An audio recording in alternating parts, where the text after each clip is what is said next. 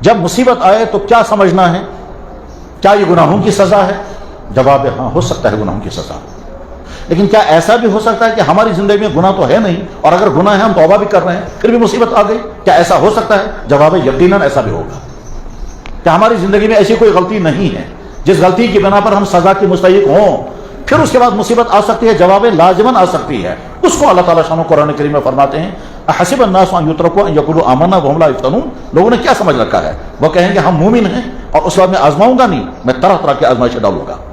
میں نے پہلے بھی لوگوں کو آزمایا ہے تم کو بھی آزماؤں گا۔ احسب الناس، کیا لوگوں نے گمان کر رکھا ہے؟ ان یقولوا آمنا، وہ زبان سے کہیں گے ہم ایمان والے ہیں، وهم لا یفتنون، پھر اس کے بعد کوئی امتحان نہیں آئے گا، کیا سمجھ رکھا ہے؟ وَلَقَدْ فَتَنَّ الَّذِينَ مِن قَبْلِهِمْ، میں نے اس سے پہلے بھی لوگوں کو آزمائشوں میں ڈالا ہے، فَلَيَعْلَمَنَّ اللَّهُ الَّذِينَ صَدَقُوا، اسی سے مجھے پتہ چلے گا تم کچے مومن ہو کہ پکے مومن۔ تم نے ایمان قبول کیا تو مسلمان ہو، مسلمان ہونے کے بعد میں تم کو آسانی والی زندگی عطا کروں گا، ٹھیک ہے خوش ہو، اس کے بعد میں دیکھوں گا تھوڑی سی آسانی کھینچ لوں گا اور پریشانی ڈالوں گا، پھر دیکھوں گا تمہاری زبان پر کیا جملے آتے ہیں میرے بارے میں، وہ میرا امتحان ہوگا۔ اور اسی بات کو اللہ تعالیٰ شانو دوسری جگہ فرماتے ہیں وَلَنَبْلُوَنَّكُمْ، ضرور بے ضرور میں تم کو پریشانی میں ڈالوں گا۔ ضرور بے ضرور کا ترجمہ ہے، جو عربی گرامر جانتے ہیں وہ سمجھ جائیں گے، لام تاکید باب تاکید ثقیلہ، اس کو یہ عربی جملہ عربی میں ایک سسٹم ہے یہ عربی زبان کا کہ جب بہت تاکید پیدا کرنی ہوتی تو اس طرح لفظ آتا ہے، قرآن میں جگہ جگہ ہے۔ جب اللہ تعالیٰ شانو کہتے ہیں ضرور بھی ضرور ایسا ہوگا تو پھر وہ شروع میں لام لگتا ہے آخر میں نون آ جاتا ہے، تو اس میں اللہ تعالیٰ فرماتا ہے وَلَنَبْلُوَنَّكُمْ، ضرور بھی ضرور میں تم کو بلا میں ڈال دوں گا، آزمائش میں ڈالوں گا۔ وَلَنَبْلُوَنَّكُمْ بِالشَّيْءٍ، کچھ بھی، من الخوف والجوع ونقص من الاموال والانفس، جوان بیٹا مر جائے گا، باپ گزر گیا، بچے چھوٹے رہ گئے، ابھی شادی ہوئی تھی بیوی مر گئی، بچے چھوٹے رہ گئے، مصیبت آ گئی، آگ لگ گئی، سارا جل گیا،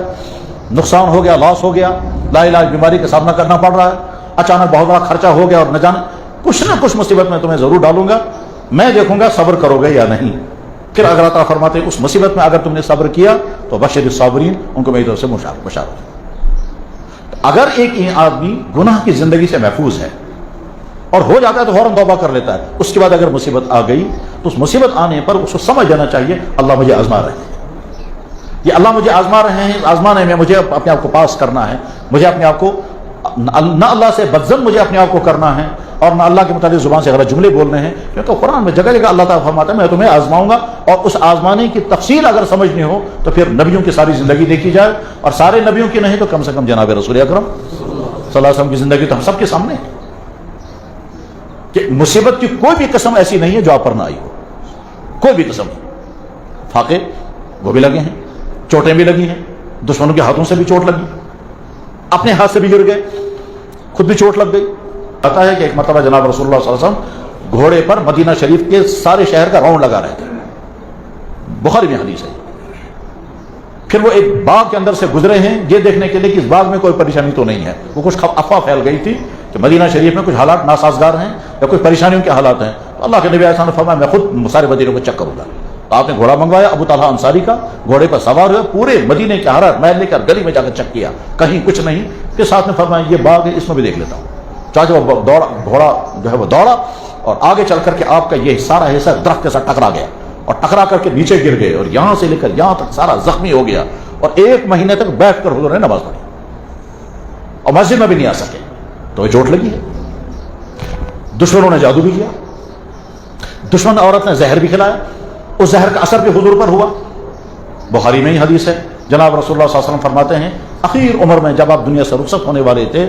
اور بیماری کی حالت میں تھے تو اس وقت عائشہ سے فرمایا عائشہ وہ جو مجھے زہر دیا گیا تھا خیبر میں، اس زہر کا اثر میں اس وقت محسوس کر رہا ہوں۔ کہ آپ نے فرمایا انہو قطع ابہری، مجھے ایسا لگتا ہے جیسے میری ابہر کٹ گئی ہے۔ اس کو میں آج کی زبان میں اگر کہوں گا تو جیسے یوں کوئی آدمی کہے گا وہ جو اس دن مجھے زہر دیا گیا تھا مجھے ایسا لگتا ہے کہ میرا فوڈ پائپ میں چھید ہو گیا ہے۔ تو پریشانی تو آئی، بلکہ اللہ کے نبی نے خود ہی فرمایا لقد اخفیت فی اللہ وما اخفی احد مثلی ولقد اوذیت فی اللہ وما اوذی احد مثلی، جتنی مجھے اذیتیں پہنچائی گئی، جتنا مجھے پریشان کیا گیا، جتنا مجھے دکھ اور رنج پہنچایا گیا، اس دنیا میں کسی کو نہیں پہنچایا گیا۔ تو ایمان والا کیسے سمجھے گا کہ صاحب مجھے کوئی مصیبت آ ہی نہیں سکتی؟